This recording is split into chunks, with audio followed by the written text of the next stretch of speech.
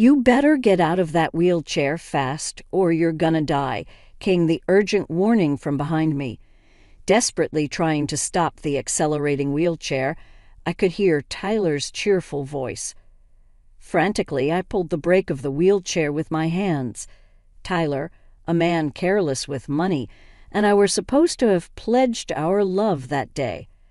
While struggling on the unstoppable wheelchair, anger welled up in me more than sadness.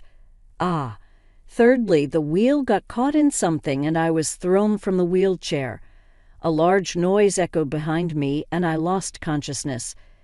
The next day, when I woke up, I was in a hospital room. Looking to the side, Tyler was crying on the next bed. After a while, noticing that I was looking, Tyler started talking with a flattering smile. "Amy, you're okay. I'm glad." Tyler, emotional and teary-eyed, continued, "I got hit by a car there, and my leg. The emotions overwhelmed him as Tyler pulled off the blanket, revealing his body with only one leg attached. "Hey, you're gonna help me, right? We're married, aren't we?" I refuse. Not expecting a refusal, Tyler was dumbfounded. Who's gonna help, I decided to vent all my thoughts. "My name is Amy Moore. I'm a 45-year-old illustrator. I enjoyed being active when I was young and even participated in national swimming competitions during my student days. As a working adult, I embraced various sports until about 2 years ago when I got a certain disease. Now I can no longer put strength into my left leg and I'm living in a wheelchair. My husband, Tyler, is a year older and we met at a group date. My house was originally wealthy and my father was a well-known company president in society. Many people were drawn to the wealth, but Tyler seemed different. We nurtured our love, got married, and lived happily for 10 years despite not having children. However, when I started my life in a wheelchair, Tyler's attitude changed. He demanded my family pay for making our home accessible and arranging a helper. My father refused, and I planned to cover it with my savings and future salary. Tyler's reaction shocked me. He started talking about inheritance and insurance, suggesting more expensive options. Unable to understand him despite objections, I decided to use my savings. I had accumulated before marriage and that year's bonus to fund the renovations. I decided to request a housekeeping service company about 3 times a week. With the house made accessible, I was able to do the housework even in a wheelchair, so 3 times a week was enough. The person in charge was an older woman with a good demeanor, and it became my pleasure to have tea with her during breaks. However, it seemed that Tyler didn't like the woman in charge, and he often complained. The way she folded the laundry was different. The order in which she arranged the wash dishes was different, and sometimes he even felt the taste of the food was different. All of these were such nitpicks that could be called fault-finding, and one day I finally exploded in anger. "Why do you say such rude things? Hell, it's true, right? She's getting money for such a shoddy job. The world is being taken for granted. Besides, it's weird to pay for housework. Have her do it for free. There's no way that can happen." Tyler was momentarily taken aback by my ferocity, but he soon began to smirk, and then he said something unbelievable. "If you insist, then fine," he said. "I'll deduct the same amount we're paying her from her living expenses." What? I felt dizzy with Tyler's incomprehensible decision. We had been paying the in-charged woman about $1,000 a month. Half of that amount I had been contributing by adding to the living expenses for my own savings. But now Tyler said he was going to put that $1,000 into his own allowance instead of the living expenses. Our living expenses were already stretched thin, so if Tyler didn't contribute, I would have to make up the difference. In other words, my own out-of-pocket contribution would go from $500 to $1,500, basically tripling. Holding my temple strongly, I answered, "If you deduct $1,000, your contribution to the living expenses becomes $500. Where do you think I'm going to find the extra $1,000? "Well, it's your whim. So you should pay for it. You're earning, aren't you? Unbelievable. It's true that after falling ill, I had bravely gone independent and was succeeding, but my income was just a bit higher than when I was a company employee. If I had to deduct another $1,000, I wouldn't be able to save any money. However, Tyler showed no signs of backing down. Fine, but promise me one thing. Make sure you save that $1,000 properly. Got it, with Tyler cheerfully agreeing. I felt nothing but anxiety, and that anxiety soon proved to be well-founded. Tyler stopped complaining about the housework agency, but correspondingly, Tyler stopped doing any housework. Hey, even though we're asking the housework agency, we should do the daily chores. Huh, what are you talking about? We're paying them, so let them do it. Tyler began to leave the house more often. There was no conversation, and on the rare occasions when we met, he made a disgusted face. The word divorce started floating in my mind. Hey, wanna go see the cherry blossoms in the botanical garden? Cherry blossoms. We had been living with minimal conversation for 2 months. It was early spring. Suddenly, Tyler said this, leaving me baffled. Smiling, Tyler continued to talk to me, who was at a loss. Recently, we've just been passing by each other, right? I thought I'd like to have a little talk while looking at the beautiful flowers. Well, okay then. All right, let's go. Tyler cheerfully exclaimed as he began pushing my wheelchair. The trivial conversation after so long eased my weary heart a bit. Maybe the recent discord was because we hadn't been talking enough. It was when I began to think that way. You know I'm out of money. I really need your insurance money soon. What? Along with Tyler's unheard voice, my wheelchair was pushed vigorously, and it began to descend the slope on its own. Unable to understand the situation, I panicked. Still, I desperately reached for the brake. You better get out of that wheelchair fast, or you're gonna die. From behind me, as I tried desperately to stop the accelerating wheelchair, Tyler's merry voice echoed. Desperately, I pulled the wheelchair brake with my hand. He was a man careless with money, but we were supposed to have vowed love that day. As I struggled atop the uncontrollable wheelchair, anger bubbled within me more than sadness. Ah, the tire caught on something, and I was thrown from the wheelchair. A loud noise followed behind, and I lost consciousness then and there. The next day, when I woke up, I was in a hospital room. Looking sideways, Tyler was crying on the next bed. After a while, noticing that I was watching, Tyler spoke with a fawning smile. Emmy, you're safe. I'm glad. I was hit by a car there, and my leg. Becoming increasingly emotional, Tyler tore off his blanket. From there appeared Tyler's body with only one leg attached. You'll help me, right? We're husband and wife, right? I refuse. Huh. It seems he never imagined I would refuse. Tyler was left speechless. Who would even think about helping him? I decided to let out all the feelings I had been holding in. Why should I take care of someone who pushed me down a hill just to get insurance money? It was a moment of madness. I'm regretting it. If saying sorry could fix everything, we wouldn't need the police. My words turned Tyler's face pale blue. I continued to talk without letting him interrupt. Besides, weren't you supposed to be saving $1,000 a month for me? What happened to that? I am doing that. Oh, really? Then you can pay for this hospital stay with that money. Well, about that. Tyler was stammering in a panic, and for a good reason. His bank account was practically empty. Why do I know this, you ask? Because I have the bank book. Tyler, always finding things troublesome, only checked his account online. Therefore, I usually managed and kept all the bank books, back when our relationship was good. I never felt the need to check how much money he had, but since he hadn't been depositing the $1,000, I started keeping the accounts. I found out that instead of saving money, he was sending it somewhere else. The recipient was a woman. I hired a detective and found out that Tyler had not only cheated on me, but even had a child. The money was going to his affair partner as child support for his kid, 4 years old. Cute age, huh? Have you been visiting her? How long have you known?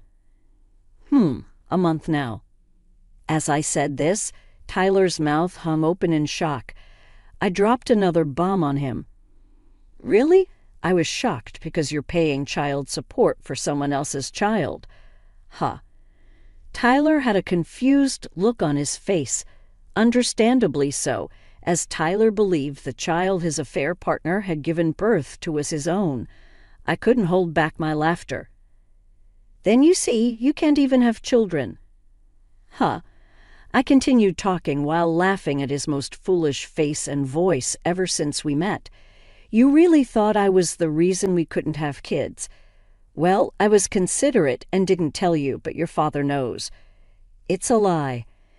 Blood completely drained from Tyler's face. Actually, we had been undergoing infertility treatment for about 3 years since our marriage. At that time, Tyler reluctantly took the test. As a result, it was revealed that the cause was with Tyler. However, after consulting with my father-in-law, I decided to keep it a secret from Tyler.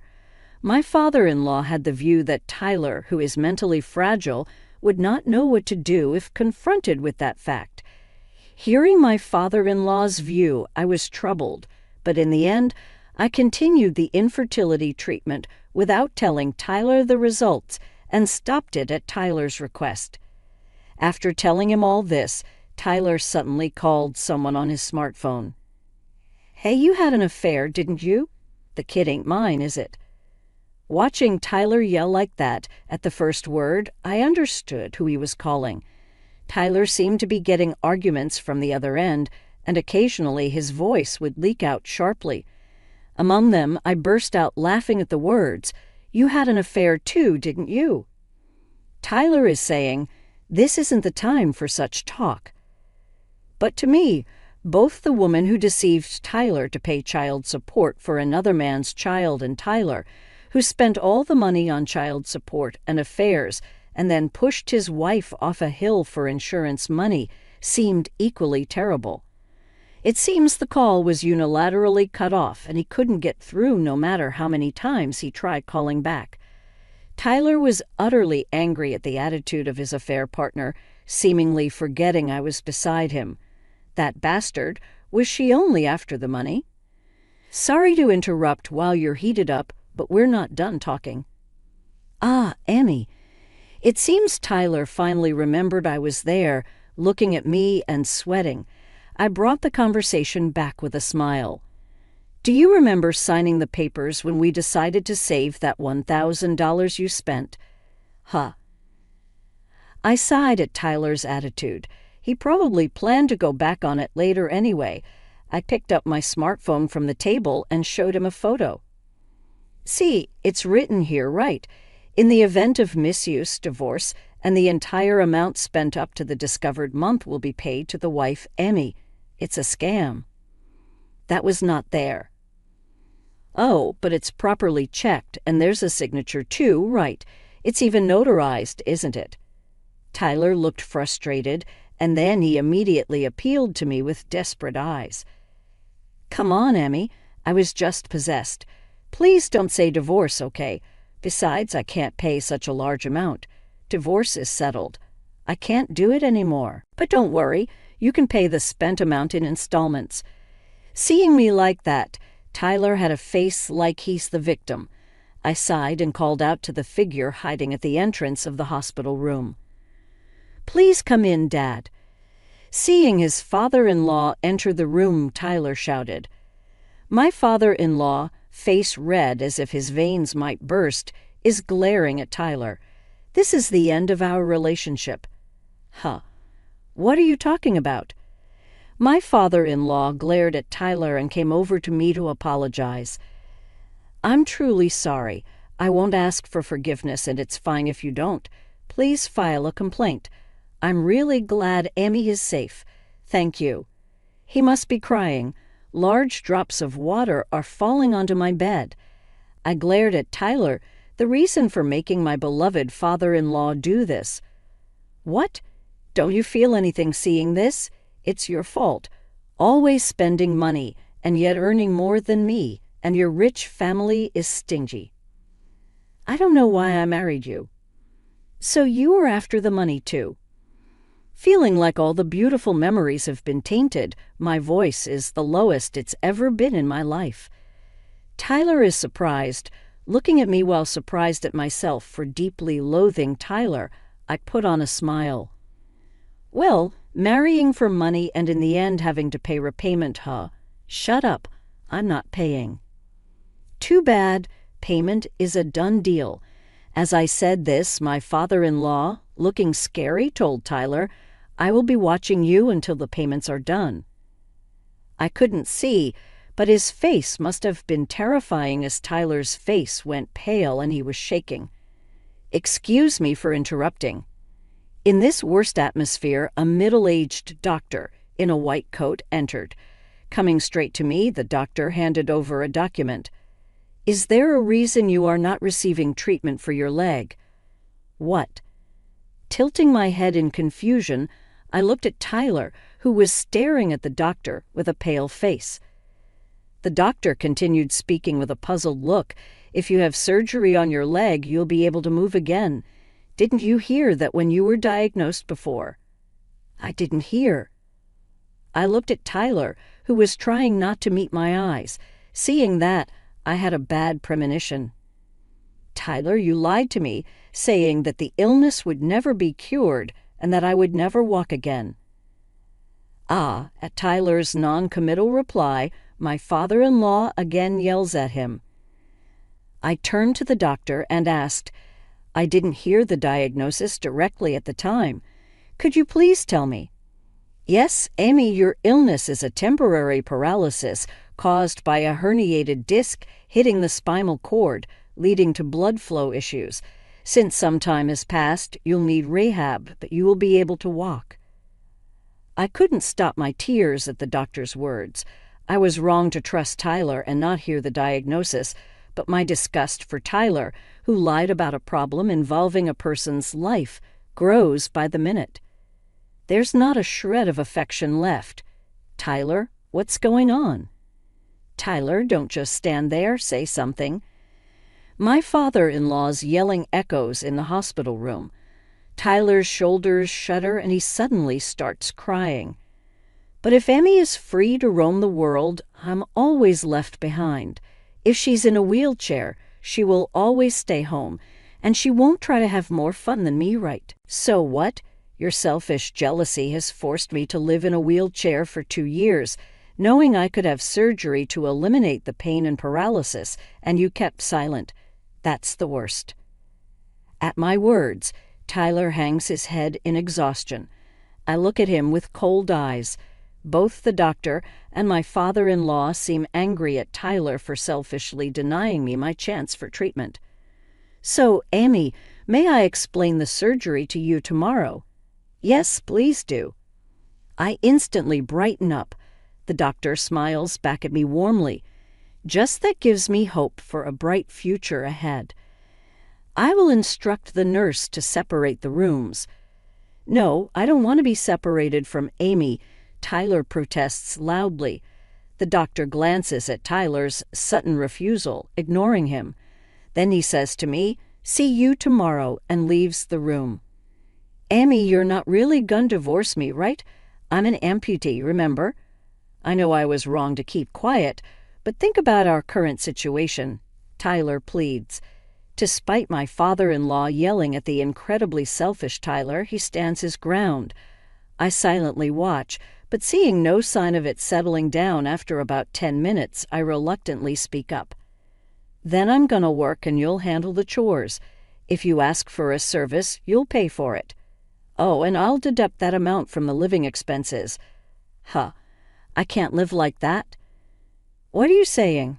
What was it strange? It's strange. Be kinder to me. I'm in a wheelchair for life, Tyler says, his breathing harsh. What I had said was all that Tyler had said to me, but Tyler seemed not to notice. "Hey, do you realize?" "Huh? Realize what?" "What I just said is what you said to me." As I said that, Tyler finally seemed to notice, his face turning pale as he froze in place. My father-in-law had also forgotten to shout. His face turned pale. It must have been a big shock to learn that the son he had desperately raised had said such terrible things to his wife. "Well, let's talk through lawyers from now on, and about the compensation, too." "Wait, Amy." As Tyler called my name, a nurse came into the room. It seemed that I was moving rooms so Tyler couldn't easily barge in anymore. Tyler resisted to the end, but with one leg he couldn't get up from the bed and could only scream. "Well, Tyler, goodbye." "Wait for me." With Tyler screaming as the last thing I heard, I was pushed by the nurse and left the room. My father-in-law met my eyes and nodded, and I bowed my head in return. That was the last time I met Tyler. A few months later, I received divorce papers from Tyler through the lawyer, and the divorce was successfully concluded. I heard Tyler is quite disheartened and is living under the strict supervision of my father-in-law. He seems to have been able to keep his clerical job, but it seems that the reason for the divorce leaked somehow, and the colleagues who were worried about his injury at the time of his return are now looking at him coldly. Tyler brought it upon himself, but I heard him lamenting, "My colleagues are harassing me," and I couldn't help but bitterly smile, thinking he hasn't changed a bit. Actually, I still meet my father-in-law now and then after the divorce with Tyler, partly to check on Tyler's situation, but mainly because we are hobby friends. Initially, my father-in-law seemed apologetic, but recently he is getting back to his usual self. Upon investigation, it was revealed that the affair partner was married and had been married to the real father of her child. I sent the evidence of the affair and child support transfer to the affair partner's husband. It seems he found out about the affair from the evidence I sent, and a huge dispute ensued. It seems they also got divorced. A resentful letter arrived at the lawyer's office, but all were ignored. As for me, I underwent surgery immediately after that and then spent about 6 months in the hospital for physical therapy. Thanks to my father-in-law's arrangement, I was able to continue working while staying in a private room.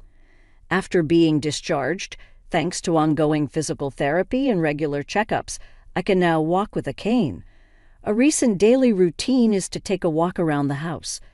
Actually, recently, I exchanged contact information with someone I met during those walks and promised to go for a meal. He's a very kind person who helped me when I stumbled and fell over a rock. These days, the exhilarating feeling of a new spring coming makes my excitement unstoppable.